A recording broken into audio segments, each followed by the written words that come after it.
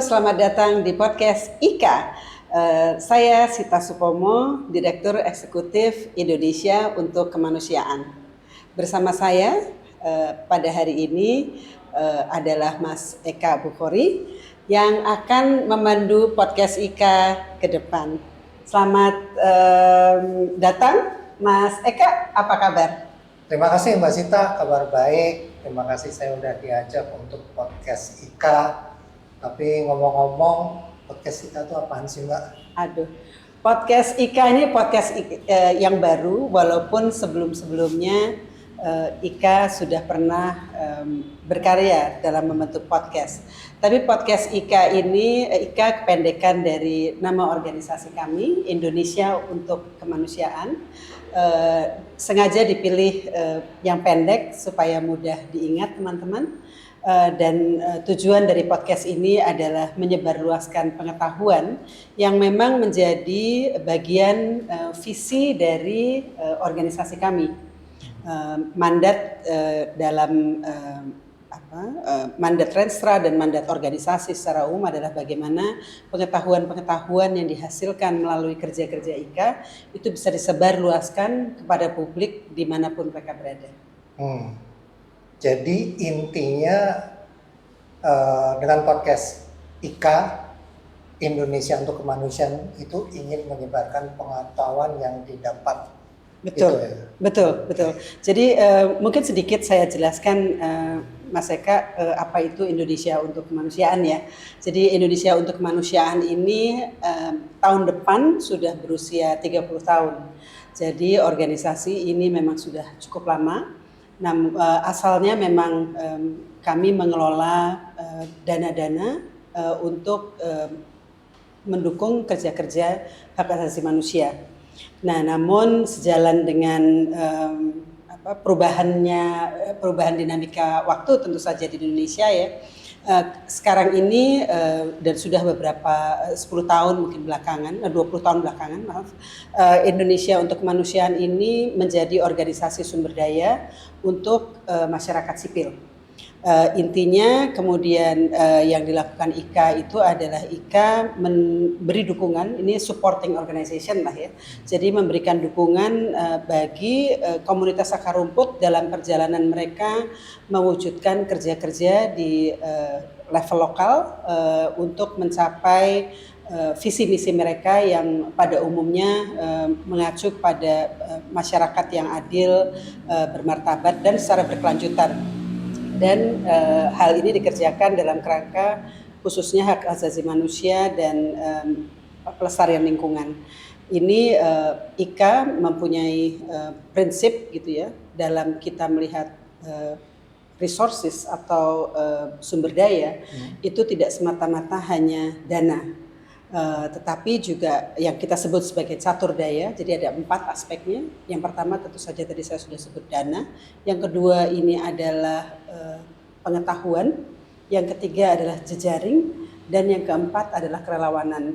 Ini adalah basis sebetulnya dari basis dukungan bagi gerakan-gerakan di akar rumput.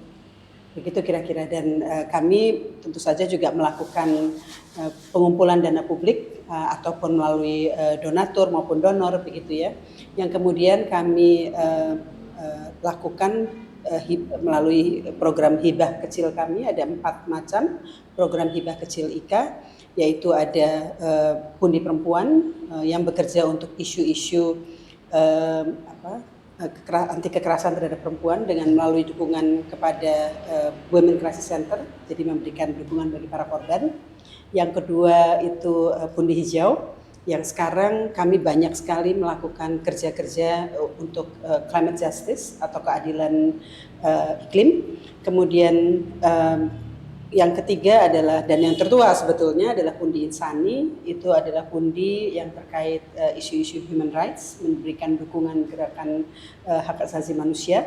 Dan yang terakhir adalah pundi budaya, yang pundi yang paling kecil dan masih kami terus kembangkan kemana arahnya, tetapi yang kami harapkan ke depan kebudayaan ini melihat perubahan-perubahan kebudayaan dalam kehidupan masyarakat di Indonesia pada khususnya. Kurang lebih seperti itu yang dilakukan oleh Indonesia untuk Kemanusiaan. Oke, jadi tadi kan disebut ada 4 pundi ya Mbak ya. Ya. Jadi ini tadi juga disebut bahwa podcast ini kan ingin menyebarluaskan pengetahuan yang didapat IKA. Betul. Nah ini saya menarik kesimpulan yang mungkin benar apa enggak, tolong dikoreksi. Jadi pengetahuannya itu adalah pengetahuan yang didapatkan dari melakukan aktivitas di 4 pundi tersebut kan mestinya. Betul. Di keempat pundi tersebut tentu saja melalui kerja-kerja yang dilakukan mitra-mitra kami. Karena mitra kami kan berada dari Sabang sampai Merauke di tingkat lokal yang mungkin suara mereka tidak pernah terdengar. Kami menganggap ini kewajiban kami untuk bisa turut menyuarakan gerakan-gerakan kekritisan mereka, apa yang menjadi kebutuhan juga ya dari mereka, pandangan-pandangan. Dan satu lagi sebetulnya yang sangat penting dan menjadi nafas IKA atau DNA lah mungkin ya, itu adalah bahwa IKA berada dalam space atau ruang gerak untuk mendorong transformasi resourcing, transformative resourcing dalam bahasa Inggrisnya, atau dalam bahasa Indonesia kita sebut sebagai akar daya. Transformative resourcing ini adalah upaya-upaya untuk menemukan sebetulnya kekuatan-kekuatan resourcing, sumber daya di masyarakat, sehingga masyarakat ini bisa menjadi lebih independen dan lebih resilient dalam melakukan berbagai gerakan yang mereka lakukan di tingkat akar rumput, dan juga tidak sepenuhnya tergantung dari donor. Ini adalah suatu sebagai DNA ini menjadi cita-cita dari Indonesia untuk Kemanusiaan untuk bisa betul ke depan dengan shrinking civic space atau menyempitnya gerak masyarakat sipil. Ini kita harapkan bisa menjadi alternatif agar gerakan-gerakan di akar rumput ini bisa selalu berjalan memenuhi kebutuhan dan keperluan dari masyarakat itu sendiri. Oke Mbak, jadi ini kan ada 4 ya Mbak ya, Mbak udah jelasin panjang lebar ya. Tapi mungkin sebagai pemula kira-kira dari pundi mana dulu nih yang mau diangkat? Menarik sekali nih pertanyaan. Dari pundi mana diangkat? Karena selalu kami merasa seluruh pundi kami itu perlu diangkat dan sangat sama pentingnya. Tapi mungkin ada hal yang menarik dari kegiatan. Tentu saja salah satu yang menarik buat kami adalah mengangkat pundi perempuan ya, suatu pundi yang sangat aktif melakukan kegiatan hibah sejak tahun 2003 lalu bekerjasama dengan Komnas Perempuan. Tetapi salah satu yang menarik sebetulnya yang pundi kami yang paling bayi yaitu pundi budaya. Karena kami sendiri juga masih merumuskan pundi ini mau seperti apa sih gitu kira-kira. Jadi yang menarik itu dari seluruh pundi kami, di setiap pundi itu mempunyai yang namanya tim pengarah.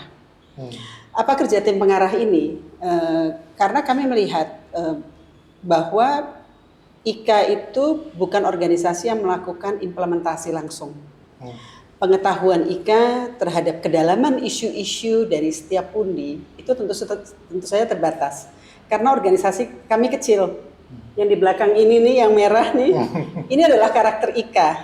Jadi kami adalah organisasi yang kecil, artinya kami tidak bercita-cita menjadi besar, begitu ya. Kecil itu memang relatif ya, tetapi kami kalau dalam konteks jumlah pegawai, kami bercita-cita tidak pernah lebih dari 10 misalkan. Itu cukup kecil ya, tapi kami ingin menjadi banyak. Jadi kami ingin apa yang dilakukan ini juga bisa dilakukan oleh teman-teman yang lain. Contohnya tadi dalam perspektif melihat sumber daya. Gitu ya. Yang kedua di sini adalah lentur. Kami percaya kalau kami kecil pasti kami akan lebih lentur melakukan perubahan-perubahan. Karena di IKA itu tiada hari lah, mungkin teman-teman nanti kalau pada saat mulai ngobrol podcast bersama teman-teman di IKA bisa mengatakan bahwa IKA itulah organisasi yang memang transformatif dan dia tidak ada titik akhirnya. Dia akan terus mengetes dirinya untuk melihat seberapa relevannya organisasi ini terhadap perubahan zaman. Dan perubahan zaman seperti kita tahu sangat cepat dengan ada teknologi yang membuat ruang globalisasi itu menjadi sangat sempit begitu ya kira-kira. Jadi melebar tapi menyempit pada saat bersamaan. Jadi kelenturan ini sangat perlu agar organisasi ini bisa lebih berkelanjutan. Yang berikutnya inklusif, tentu saja harus inklusif. IKA nggak mungkin tidak inklusif ya, karena salah satu mandat terbesar kami yang tertuang dalam visi misi adalah menjadi teman dari kelompok marginal. Kelompok marginal itu apa? Ya seluruh inklusivitas itu bisa dari sisi gender, bisa dari sisi mereka yang terdepan terluar, yang selama ini selalu tertinggal dari berbagai proses gitu ya, dan tertindas juga kalau kita bicara isu-isu human rights. Nah itu inklusif menjadi sangat penting. Dan yang terakhir adalah berani. Kalau kita nggak punya keberanian, kita nggak akan bisa melakukan perubahan-perubahan yang signifikan ya dalam ruang gerak masyarakat sipil yang makin menyempit ini. Pendanaan yang lebih terrestriksi, kemudian juga banyak upaya-upaya membawa banyak organisasi masyarakat sipil ini kemudian menjadi service provider saja, sehingga terlalu sibuk untuk bisa kemudian sempat memikirkan transformasi apa yang mereka alami dalam organisasinya dalam memenuhi kebutuhan konstituennya. Jadi hal-hal seperti ini memang kemudian IKA sangat menyadari kita harus mempunyai empat karakter ini untuk bisa menyambut zaman yang berubah sangat cepat. Nah, tadi mungkin kembali yang mana dulu begitu ya? Yang mana dulu kami juga mulai nggak semata-mata dari yang sudah besar di IKA seperti Pundi Perempuan yang sudah sangat baik, ataupun di Insani yang sudah cukup senior usianya ya di IKA, atau mungkin juga Pundi Hijau yang walaupun baru memang banyak dinamikanya. Kami ingin menengok sebetulnya ke arah kebudayaan. Kebudayaan konteksnya adalah kesehatan untuk masyarakat, tapi dilihat dari perspektif kebudayaan. Mengapa ini menjadi menarik? Terutama setelah COVID ini, kita tahu hidup kita sebetulnya berubah. Like it or not, disadari atau tidak, itu berubah. Kita jauh lebih concern terhadap kesehatan, terhadap work-life balance, gitu ya, terhadap wellness.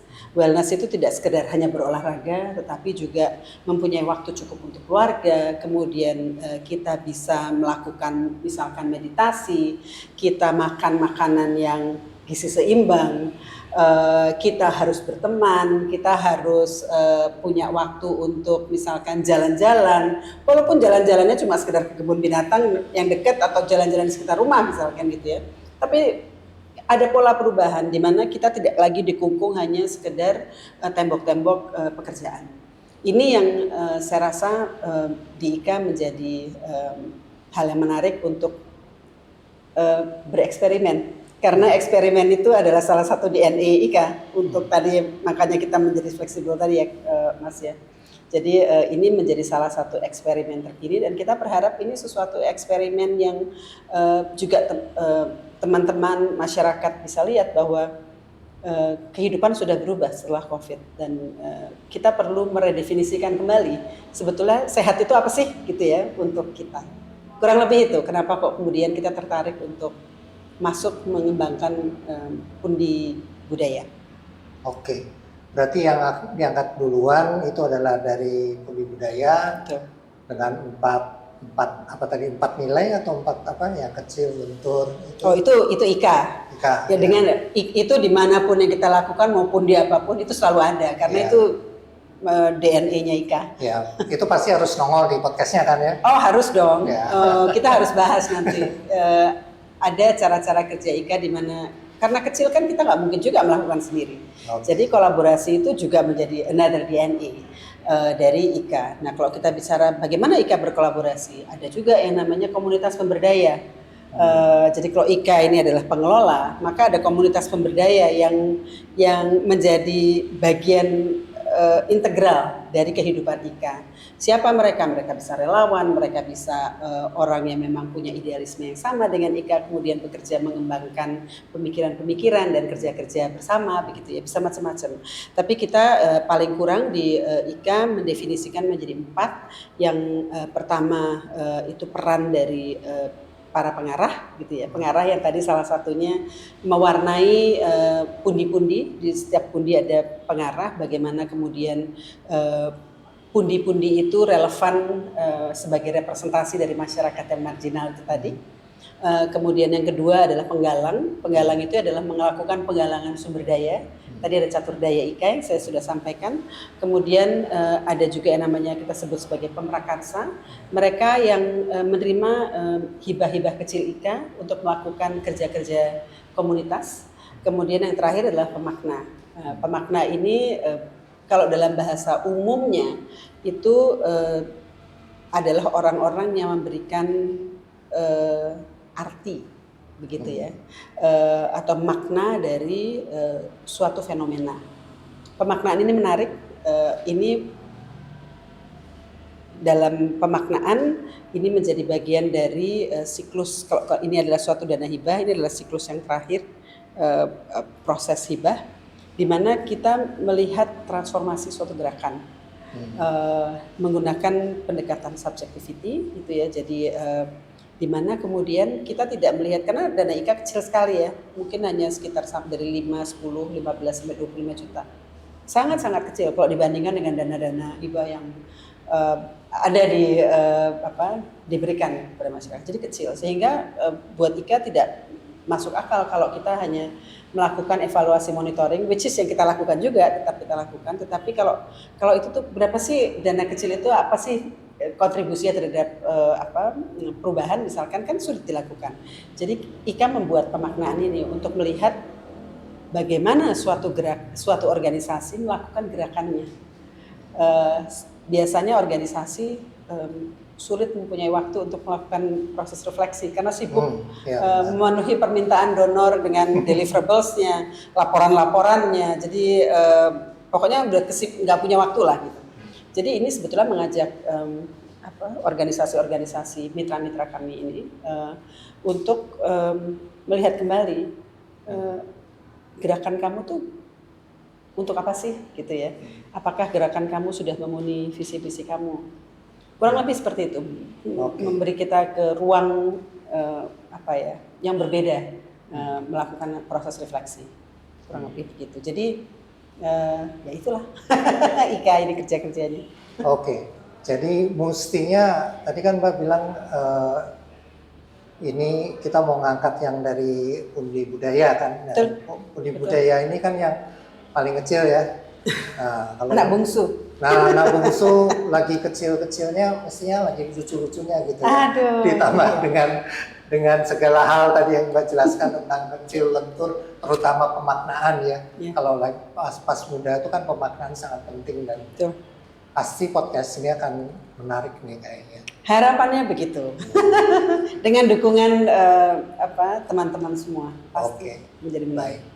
Mungkin mau ada sedikit penjelasan lagi tentang podcastnya, mungkin yang lebih ke arah apa sih yang bisa diharapkan dari podcast ini? Oke, kita tahu bahwa pengetahuan kita udah jelaskan bahwa pundi budaya yang lagi lucu-lucunya itu ya, karena yang paling bungsu ya. Tapi mungkin yang para pemirsa atau mungkin ada yang mendengarkan aja ya, buka video tapi cuma dengerin suara nggak lihat tambang gitu ya.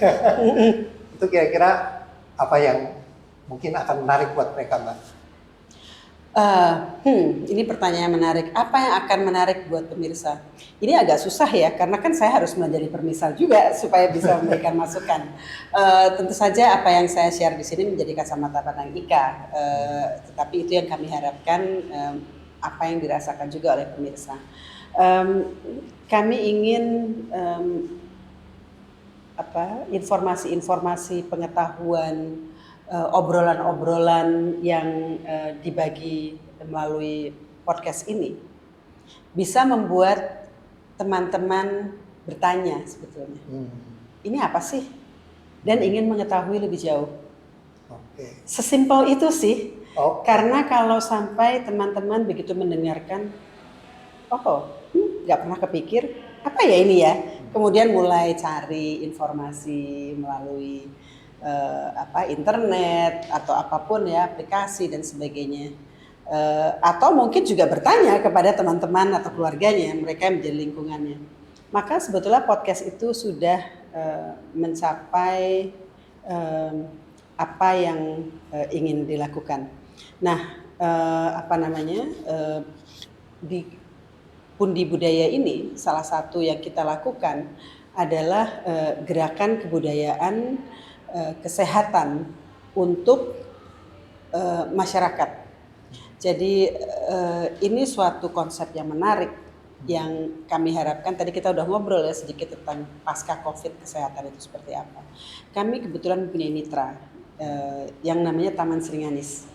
Ini bisa jadi salah satu pemantik diskusi untuk mengetes seberapa tertariknya nih teman-teman terhadap hal ini. Jadi kenapa kami mendorong ini sebagai suatu harapannya sebagai suatu gerakan kebudayaan? Karena seperti saya sampaikan tadi, kita perlu meredefinisikan ulang apa sih kesehatan gitu. Apakah sehat itu adalah bisa bekerja, kemudian kalau sakit itu artinya kita makan obat masuk rumah sakit dan sebagainya gitu ya. Yang hal-hal yang kita sudah tahu sekarang. Karena kesehatan itu banyak sekali aspeknya, dan dari mitra kami di Taman Sringanis kami belajar banyak, tidak hanya sekedar apa itu sehat, tetapi juga kami belajar untuk memahami aksi-aksi apa yang bisa dilakukan. Jadi Taman Sringanis ini adalah suatu organisasi yang didirikan secara mandiri, tempatnya di Bogor, dan mereka membuat taman tanaman obat sebetulnya. Yang biasa lah gitu di mana-mana dilakukan. Tapi yang keluar dari Taman Sringanis pada saat kami ngobrol dengan para pemiliknya, mereka ini tidak hanya sekedar taman, tetapi taman yang lahirnya terjadi karena pemikiran-pemikiran yang luar biasa di tengah kesempitan cara pandang. Buat saya bagaimana mereka menggambarkan kesehatan itu suatu pembebasan dari kungkungan apa arti sehat itu sendiri yang sudah kita pahami selama ini.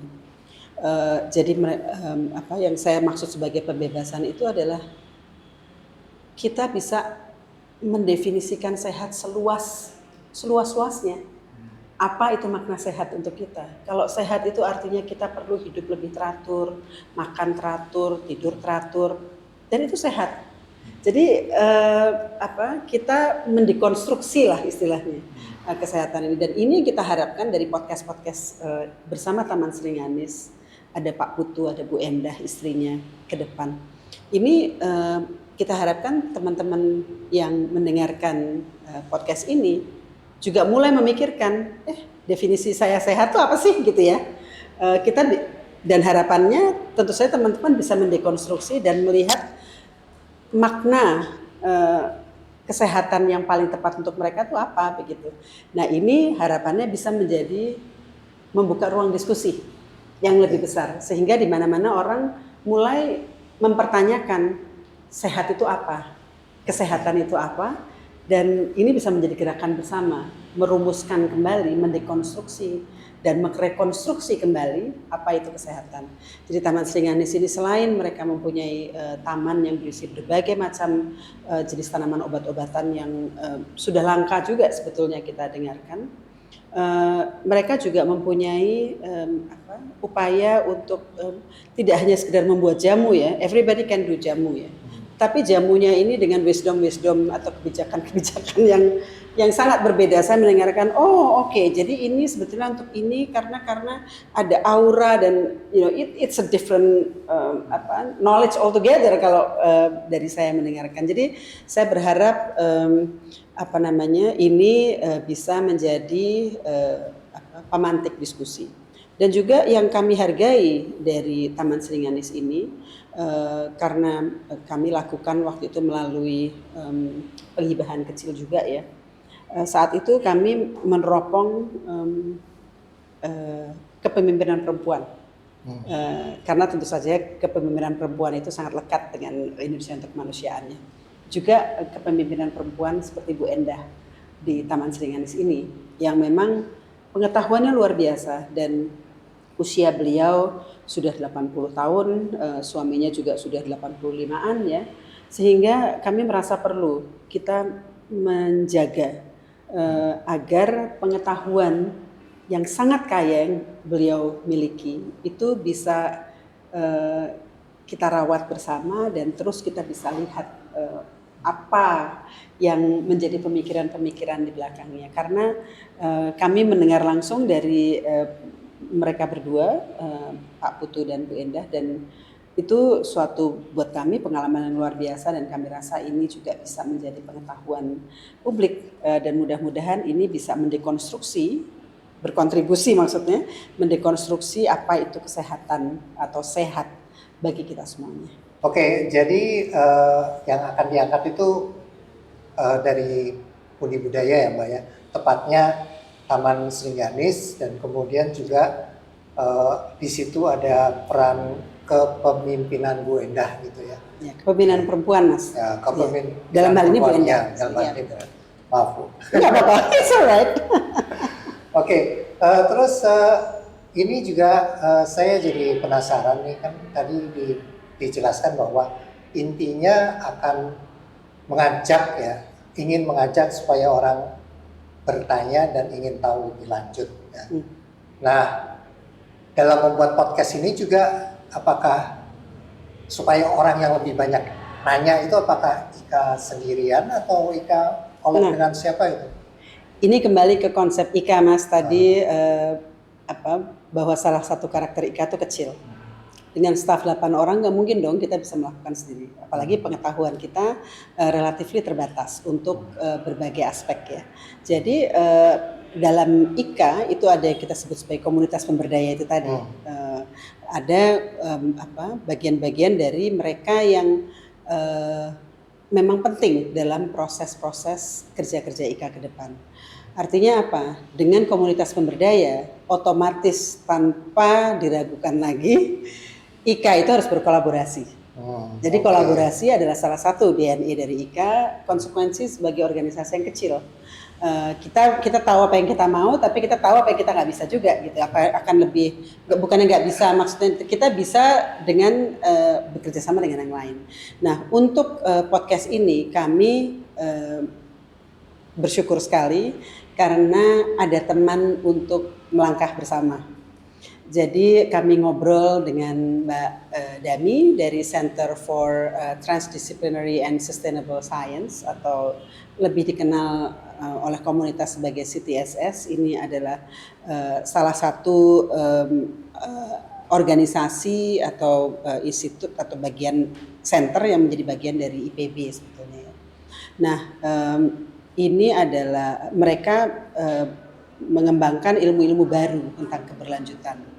Karena obviously keberlanjutan ini bukan hal yang sudah lama kita pelajari ya, tapi ini relatively baru sebetulnya. Apa saja sih ruang lingkupnya gitu, dan ini akan terus bergerak.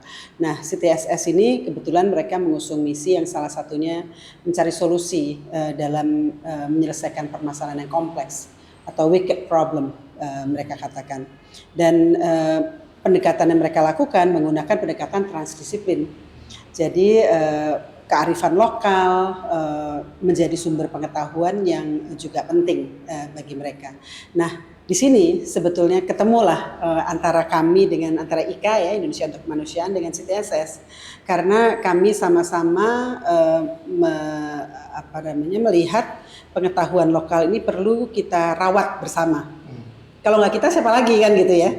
Kita perlu rawat bersama menjadi sebuah rangkaian pengetahuan yang kemudian menjawab kegelisahan kami dengan Taman Seringanis, pengetahuan-pengetahuan yang ada di Taman Seringanis yang selama ini diampu oleh sepasang lansia yang kalau mereka nggak ada suatu saat kelak mereka bawa semua pengetahuan itu. Jadi kami bersyukur karena CTSS kemudian melihat potensi ini ya, khususnya untuk podcast terkait kebudayaan, untuk melihat ini sebagai bagian dari hal yang membuat kegelisahan di mereka, sehingga mereka mau bekerja sama dengan IKA untuk mendokumentasikan pengetahuan ini ke depan melalui podcast-podcast yang akan dikerjakan ke depan oleh Indonesia untuk Kemanusiaan atau POTSI IKA. Oke, mantap. Jadi benar-benar udah sesuai dengan jiwanya IKA juga dan segala hal yang Mbak terangkan tadi ya. Ya, harapannya begitu tentu saja. Dan ini kan seperti yang saya sampaikan tadi, kalau kita mau membongkar apa itu arti kesehatan, karena kita nggak cuma sekedar bisa bongkar saja ya. Setelah dibongkar harus direkonstruksi ulang.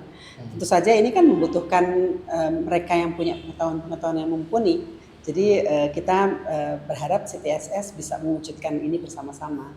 Begitu. Tentu saja tidak hanya CTSS dengan IKA pada saatnya nanti, tentu saja berproses dengan Taman Seringanis dan mungkin pihak-pihak lain yang kita anggap mampu untuk mendekonstruksi dan merekonstruksi pengetahuan ini sehingga kita bisa melakukan gerakan kebudayaan untuk kesehatan masyarakat ini. Oke, jadi menarik banget nih, kayaknya podcastnya bakal menarik nih. Jadi diharapkan semua bisa nonton ya dan bertanya dan ingin tahu lebih lanjut sebenarnya apa sih gerakan budaya untuk kesehatan untuk episode ini. Begitu ya? Begitu Mas. Oke, kalau gitu kita tutup. Silakan. Terima kasih semua para pemirsa yang sudah melihat. Jadi nantikanlah podcast dari IKA dan jangan lupa like, subscribe dan komen nanti ya. Ya.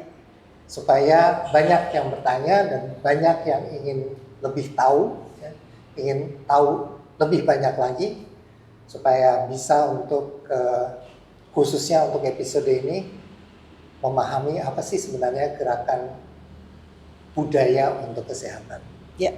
Terima kasih semua. Terima kasih.